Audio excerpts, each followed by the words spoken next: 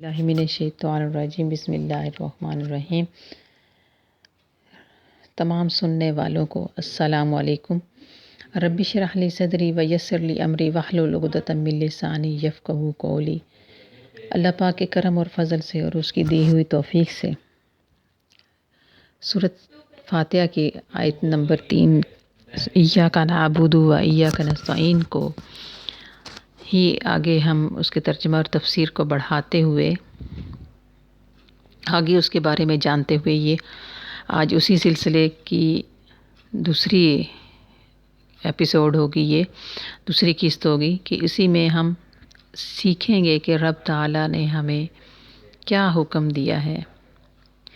کہ ایک تو یہ کہ جب ایاک نعبد کہ ہم تیری ہی عبادت کرتے ہیں، اسی کے بارے میں کہ عابد واحد ہے لیکن صیغہ جمع کا استعمال کر رہا ہے۔ اس میں نقطہ یہ ہے کہ اپنی ناقص عبادت کو مقربین بارگاہ صمدیت کی اخلاص و نیاز میں ڈوبی ہوئی عبادت کے ساتھ پیش کرے تاکہ ان کی برکت سے اور ان کی عبادت کو بھی شرف پذیرائے نصیب ہو۔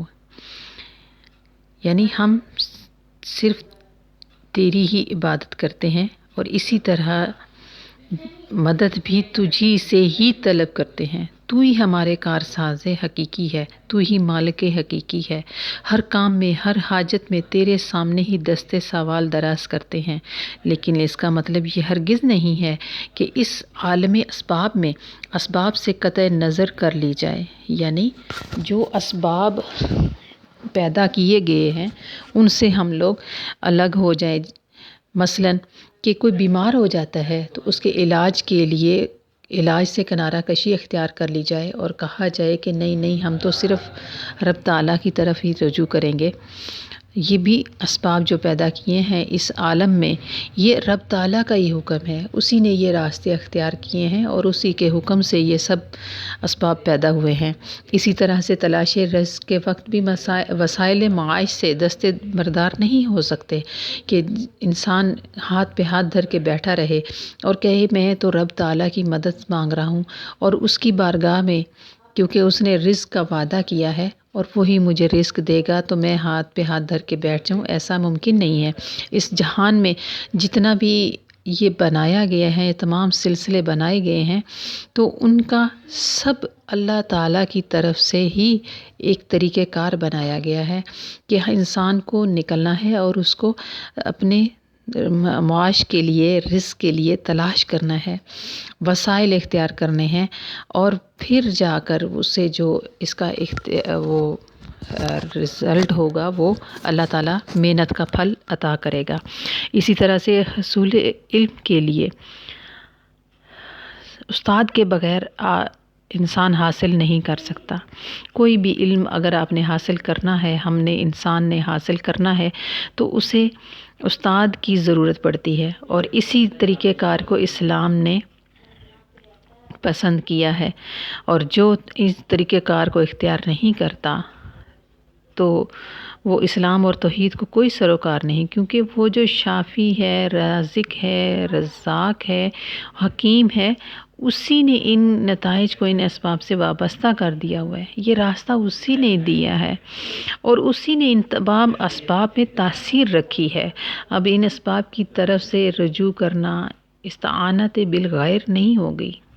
یعنی استعانت ہوتا ہے کہ مدد لینا، مدد جو ہوگی وہ غیر کی مدد نہیں ہوگی بلکہ یہ حق ہے اور اس کے رب تعالیٰ کے فرمان مبارک کے عین مطابق ہے۔ حضور علیہ الصلوۃ والسلام نے فرمایا کہ الدعاء یرد القضاء، یعنی دعا جو ہوتی ہے وہ تو تقدیر کو بھی بدل دیتی ہے۔ تو اس میں کوئی کلام نہیں ہے کہ محبوبان خدا کے ساتھ اللہ تعالیٰ کا وعدہ ہے کہ وہ ان کی عاجزانہ اور نیاز مندانہ التجاؤں کو ضرور شرف قبولیت بخشے گا۔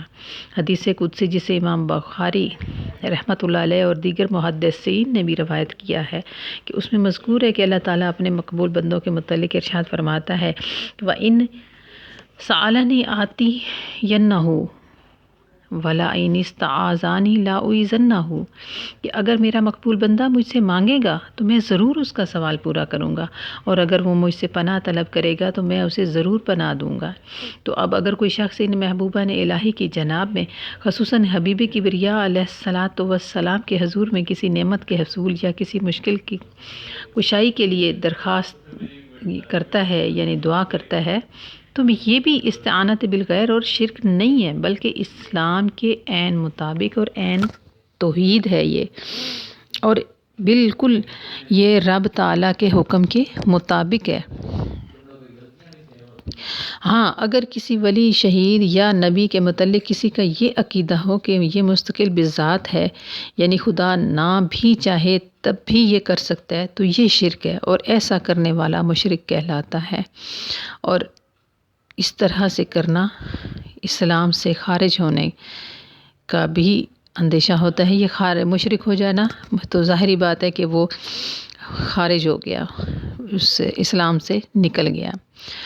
حضرت شاہ ولی اللہ رحمۃ اللہ علیہ جناب رسالت مآب صلی اللہ تعالیٰ علیہ وآلہ وسلم میں عرض کرتے ہیں کہ وَأَنْتَ مُجِيرِي مِنْ هُجُومٍ مُلِّمَّاتِ اذا انشبت فی القلب شر المخالب۔